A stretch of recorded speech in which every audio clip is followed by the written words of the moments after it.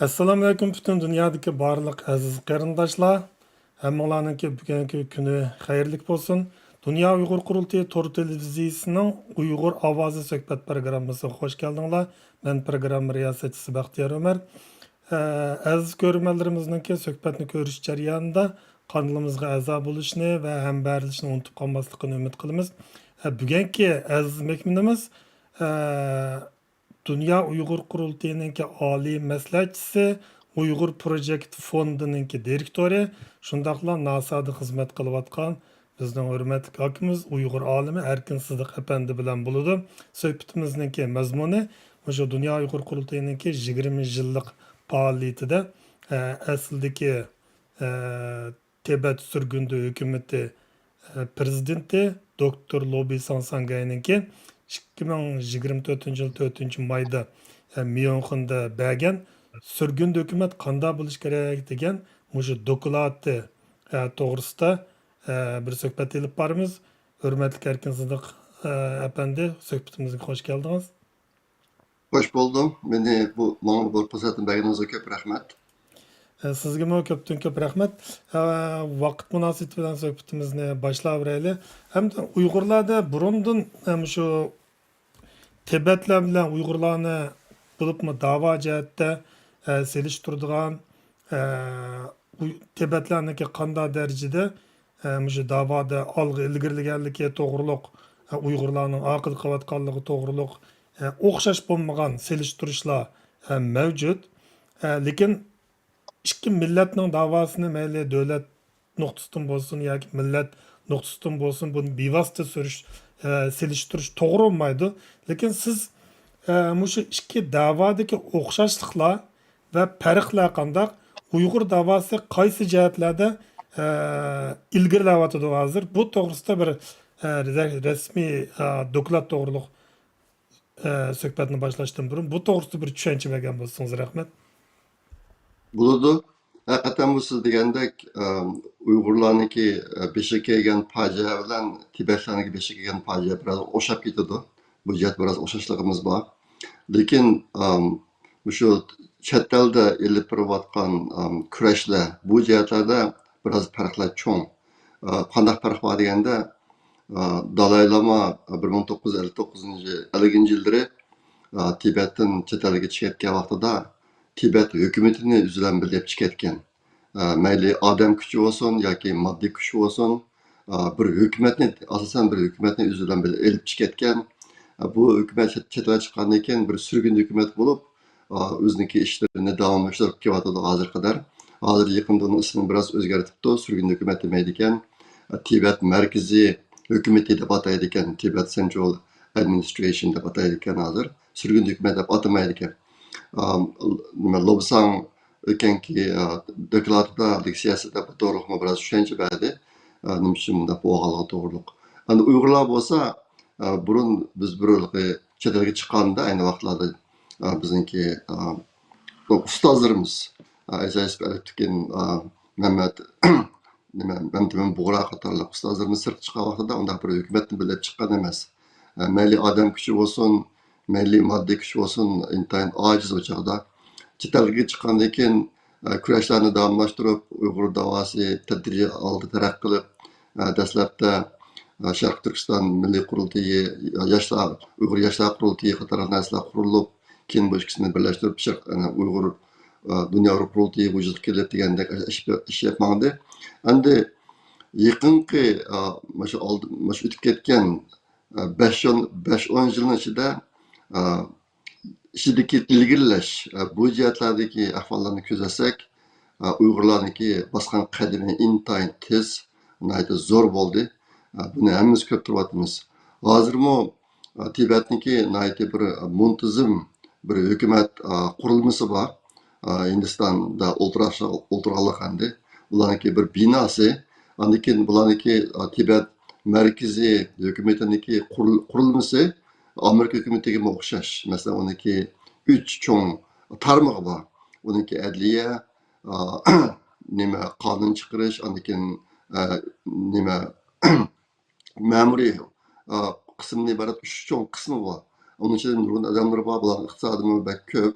Mening bilishimcha Amerika hükümetineki şu Tibet merkez hükümetiga her yıl çıkıdığan pulsi 15 milyon dolardan aştı dep bilmem ben burun budjetleri izinip bakkandım. İşte bak vallahi şunda aşağı andi Uygurlar gerçi bu sahadaki işlerini kirak başlagan bolsakmı yakınki şu bulupmu 2009 yıldaki Ürümçi kırgınçılığı ve 2017 yılda başlagan Uygur çoğun kırgınçılığı milli kırgınçılığı şundan keyin Uygurlarniki dünya Uygur kurultayı teçhilik kılgan Uygurlarniki siyasi davasida nayet zor nayet tez ilgileşler bulup hazır dünyada xudi Tibetlikler qaragan chaqda Uygurlarni bakak tunuyagandek Tibetniki merkezi hükümeti qaragan chaqda dünya Uygur kurultayını bakak tunuyagandek bir xil ahval şekillendi.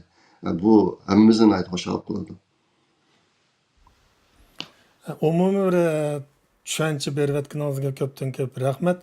Hamda bu qatimqi surgun dokument qanday bo'lishi kerak deydigan bu dokladniki asosiy mazmuni ham uningdagi muhim nuqtalarni bir ko'pchilikka o'rtoqlashgan bo'lsangiz bu to'g'riliq chunki nurg'un inglizcha berilgandan keyin jiq odamlar xabarsiz qoldi keyin sizmi o'zingizning Facebook betida buni ayrim kesib ham berildingiz siz ham bu dokladga riyosatchilik qiluvchi ham bu Tibet sürgünde hükümeti şundaqla Uyghur davasıga bir kuzatkuchi bo'lish sifatingiz bilan nurg'un ahvollarni bilsiz. Bu to'g'rida o'zingizning his qilganlaringizni bir deb bersangiz rahmat. Bulurdu. Andi doktor Lobsang Sangay o'zininki dokladida şu chet elda vujudga kelgan surgun hukumatlarniki umumiy ahvollarini bir aqro tushundirdi. Bu chet ellarda qaysi davlatlarda mustaqil hukumatlar qurilgan ularniki qisqacha tuzilmasi tarixiy degandek. Andan Tibet merkezi hükümeti to'g'riliq ko'proq to'xtaldi endi. Mishlarni tushuntirib bo'lgandan keyin oxirida Dünya Uyghur kurultayı bir teklif berdi. Dünya Uyghur kurultayı qaragan chaqda xuddi Tibetlarga o'xshash bir merkezi hükümet bo'lsa, amaliyotda hozirgi Dünya Uyghur kurultayını nayeti asallamkin bir merkezi hükümetga o'zgartirib bo'lganligi to'g'riliq nayeti konkret tekliflarni berdi. Nayeti qiziqarli bir tema bo'ldi. Men bu ba'zi savollarni so'radim oxirida. Meniki sorgan so'rolimga u jarayonda javob bergan mush narsalarni nayeti tafsili tushuntirib o'tdi endi. Shunga garchi kulmi jihatdan Tibet merkezi hükümetiniki kulmi nayeti cho'ng, odam kuchi, moddiy kuchi nayeti zo'r Dünya Uyghur kurultayı qaraganda. Ashtaq bo'lsa-mu hozirgi tashkiliy qurilma jihatdan nayeti ko'p parallellik yoki o'xshashlik bor ekan. Shunga Lobsang Dünya Uyghur kurultayıniki qaysi bilimini sürgün hükümetniki qaysi bilimga o'zgartirish degandek konkretni bir qism takliflarni berdi endi yerda. Nayet bir qiziqarli doklad bo'ldi deb o'yladim men.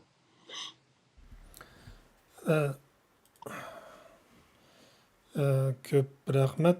Hamda jamoatning orasida har xil o'xshamagan tushunchalar bor.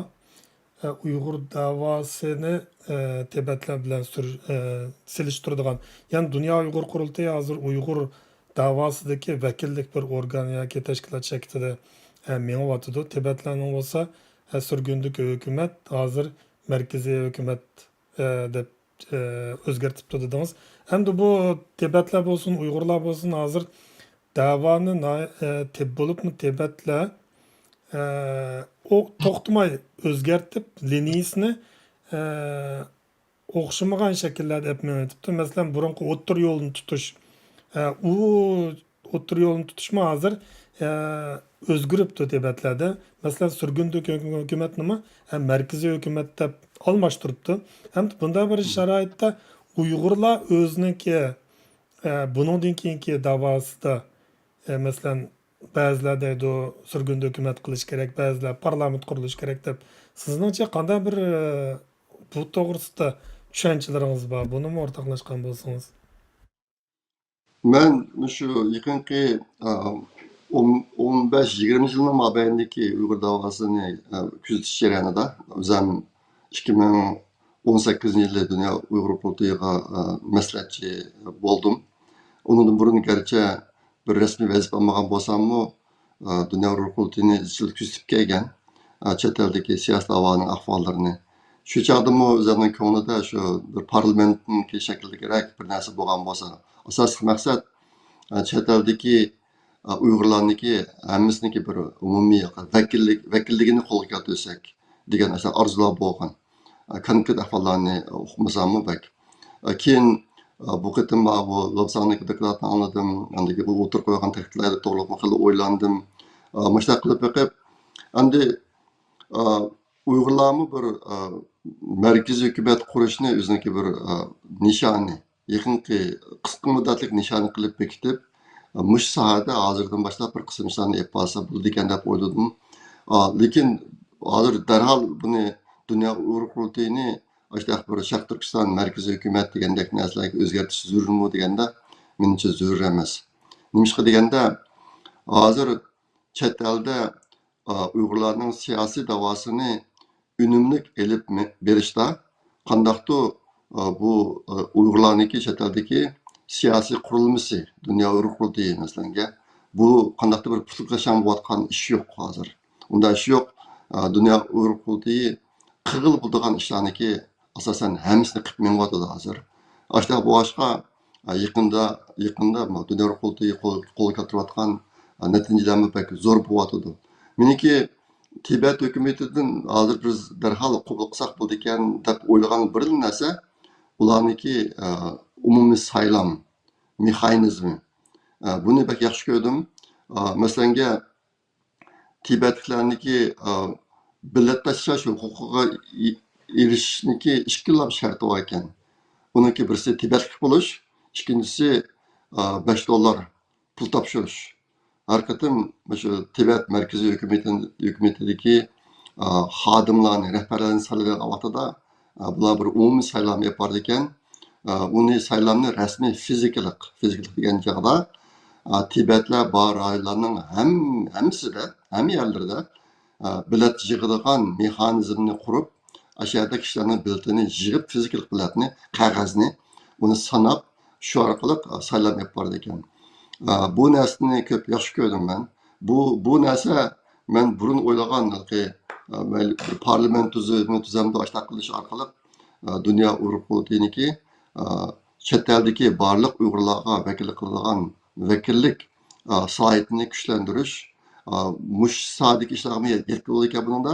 Andan bu bir saylam mexanizmi endi. Undan keyin mening o'ylaganimda Dünya Uyg'ur qurultayi vakillarni ikki xil cho'ng kategoriyaga ayirsa, birisi saylamga qatnashadigan vakillar, ikkinchisi bizniki hozir masalan oldingi qatam qurultayda 250 nafardek vakillar bor. Bu vakillar shu 7-chi qatamliq Dünya Uyg'ur qurultayiniki xizmatlariga izchil turda nazoratlik qilib kelyapti hozir.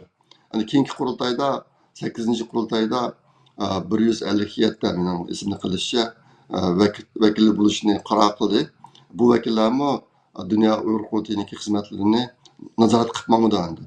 Ashta boshqa bu Dünya Uyg'ur qurultayi xizmatini nazorat qilgan vakillar bilan bilet tashlagan vakillar. Mesela ikki cho'ng kategoriyaga ayirib, bilet tashlashni butun dunyodagi Uyg'urlar ichida xuddi Tibetlarga o'xshash shartni addlashtirib, Uyg'ur bo'lish, andan keyin $5 yoki $10 pul topshirish degandek. Uchinchisi ularniki yama odamlarniki kirib qolmasligini oldinish uchun biroz slaydni tekshirib tasdiqlagan narsani o'tirib qo'yib, mashaqli qilsa texnik yaxshi bo'ldi ekan deb o'yladim. Buni qildigan ish cho'ng iqtisodiy chiqimni ketmay sarf qilmaylar qildigan ish. Mush narsalarni yaxshi ko'rdim men, lekin hozir darhol Dünya Uyg'ur qurultayini Sharq Turkiston markaziy hukumatidagi bir narsaga o'zgartirish zarurmi deganda menimcha zarur emas. Menimcha buni hozircha nishon qilib turib asosiy sabab aytaman degandek Dünya Uyg'ur qurultayi qilish tegishli ishlarga yetishib meng'otadi hozir. Qandaqdir Uyg'urlarning siyosiy davosi bu siyosiy rahbarlik qurilmaniki xarakteri jihatdan shaklga uchrab qolayotgan yoki unumi to'lab qolayotgan ahvol yo'q hozir. Ashta bu boshqa bo'libmi bizniki oldimizda yeniden jiddiy vazifa bor hozir. Shunga hozir bundan keyingi bir mezgil bir qancha yil ichida Dünya Uyghur Qurultayı yenilamken özünki kuchini hozir qilishga tegishlik navbat qilishga tegishlik bo'lgan zarur ishlarni qilishga markazlashtirib yetmagani yaxshi deyman. Bo'libmi vatandagi irqiy qirg'inchilik to'xtamadi. Xitoylar o'ziniki aslidagi cho'ng planlarini amalga oshirib, hozir bo'lsa o'ziniki jinoyatniki izlarini yo'qotib, dunyoniki ko'zini bo'yash bu jihatda umumyuzli ish boshladi. Uyg'urlarga bo'lgan ziyon og'ir darajada bo'lib qoldi hozir. Shunga bizniki chet eldagi siyosatchilarniki vazifasi ozlab qolgan, nilab qolgan ish yo'q hozir. Shunga yana mush soatga ishni kuchab etmenish bundan keyin bizniki tip nishonimiz bo'lishi kerak. Endi Tibetlardan hozir darhol nimani o'rgansak bo'ldi ekan degan vaqtda balki men degan narsa. Agar shu soat ishni qabul qilaman desa, bu qil bo'ldigan ish. Andan keyin Uyg'urlarning bir markaziy hukumati bo'lishini nishon qilib turib, buni hozirdan boshlab mush jihatdagi tayyorlik xizmatlarini ishlab mangsa bo'ladi deb o'ylayman. Endi Uyg'urlar bizniki vatanda Sharq Turkistondagi beshimizga kelgan fojiadan boshqa chet eldami pek og'ir fojialar keldi hozir. U nima degan chog'da surgun hukumatlar ko'p bo'lib ketdi. Bu aslida intayin bir keskin ishdi bir millat uchun. Bir millatniki obro'yiga, bu millatning bir tayinva millatmi emasmi, bunga baho berishda intayin muhim bir ko'rsatkich bo'lgan bir ishdi bu. Ammo Uyg'urlar kelgan chog'da bu surgundi hukumat deganniki nomi va boshqa narsalarning nufuzi hamma narsasi intayin xorlanib ketdi hozir. Shunga agar kelgusida mush ahvollarni o'zgartiraman desa, Dünya Uyghur Qurultayı hozirdan boshlab buni bir nishon qilib turib, kelgusida Uyg'urlarning bir markaziy hukumatini qurib, shu orqali hozir taqotuq bo'layotgan bir qism ishlarga xotim bir o'tish mush nishon qilsa bo'ladi deb o'ylayman. Lekin albatta men degandek, navbatda bu bizniki muhim vazifamiz emas. Biz qilgan muhim ish emas bu. Muhim ish yanılamkin vatandagi Uyg'ur qirg'inchiligini to'xtatish, turma lagerlardagi Uyg'urlarni qutuldirish, Uyg'urlarniki o'lib ketishini imkon bor azaytish yoki to'xtatish, mush sohadagi ishlarga o'zimizni kuchimizni yig'ishimiz kerak deb o'ylayman. Ko'pdan ko'p rahmat. Hamda Dünya Uyghur Qurultayı 7-chi navbatli qurultay oyoqlashish oldida turibdi. 8-chi qatimli qurultayga tayyorlik xizmatlari allburun boshlanib bo'ldi. Ham siz oliy maslahatchi bo'lish sifatingiz bilan Dünya Uyghur Qurultayining 7-chi qatimli qurultayida qilingan xizmatlarga qanday bir baho bersiz? 8-chi qatimli qurultayga qanday bir umidlaringiz bor? Bu to'g'riliqni so'zlab bersangiz rahmat. Bo'ladi. Albatta bu vaqtda to'xtaldim.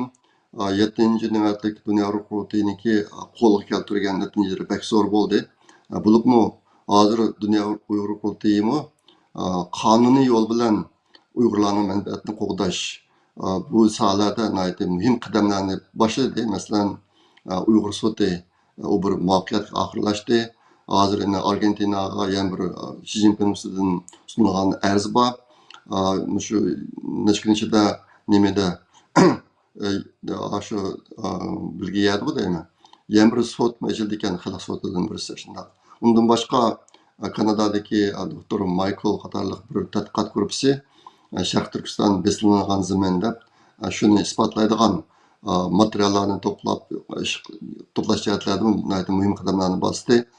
Bu bir taraf, yana bir tarafdan Uyg'urlarniki shu majburiy emgak ishlarini dunyoga yaxshi tunutib, shu orqali Xitoyni jazolab, shu orqali Xitoyniki iqtisodini og'ir darajada iqtisodiy ta'sirga paydo qilib, shu Xitoyniki bundan keyingi ishlarda burunqi boshlagan ishlarini aynan davomlashtirmaydigan qilish jihatlarida zo'r natijalar qo'lga keltirdi. Amaliyotda men yaqinda anglayotgan xabarlar Xitoyniki hozirgi iqtisodiy ahvoli to'g'riliq anglayotgan xabarlar hozir Xitoy intayin og'ir iqtisodiy krizisga patdi.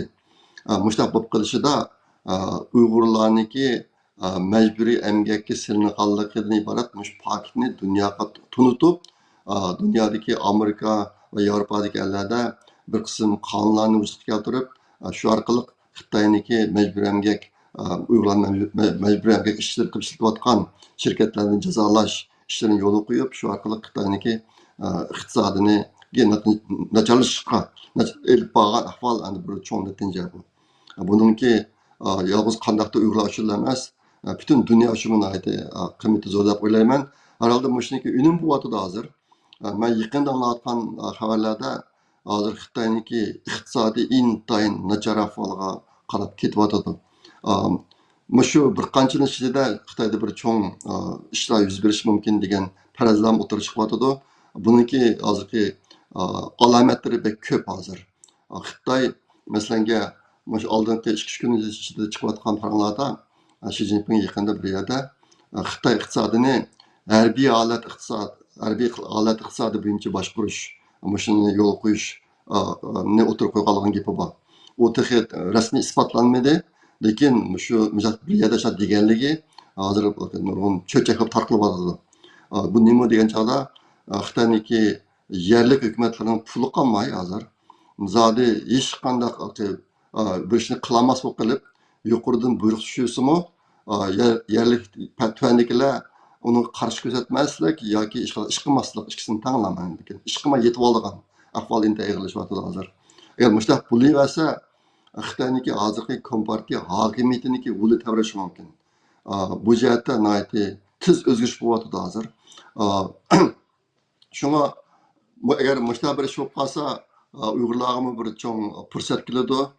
Mush ishlarniki bo'lishida hozir yaqin qiyinchilanishida dunyo Uyg'ur hukumatiniki qo'shgan to'pisi zo'r bo'ldi. Xalqaro sahnalarda Uyg'urlarniki beshi kelgan fojialarni chiqib Xitoy ichida nima ishlar yuz berayotganligini dunyoga anglitib, tunutib, shu orqali tadbir og'zib, shu orqali hozir shunday bir natijalarniki o'tirib chiqishiga dunyo hukumati turklik rol o'ynadi endi. Bu bir hammamizni xushal qiladigan bir yaxshi ahvol endi. Ko'pdan ko'p rahmat. Qimmatli vaqtingizni chiqarib bergan sizningki vaqtingizni aytdi sar bir vaqtda bugungi suhbatimizga qatnashdingiz. Oxirida Xitoyning vaziyati to'g'riliq siz doim elib boradigan programma bo'yicha Xitoy vaziyati to'g'riliq bir savol so'ray deb o'ylagandim. Uningga javob beryaptingiz. Buning uchun ko'pdan ko'p rahmat. Shunday qilib suhbatimizni mishada oxirlashtiraylik. Qadrli ko'ruvchilarimizga qimmatli diqqatiga rahmat. Aziz ko'ruvchilarimizga kanalimizni ko'rish jarayonida ham berilishni umid qilamiz. Xush vaqt bo'linglar. Allohga omonat. Rahmat Erkin Karimsi. Rahmat sizga ko'p rahmat.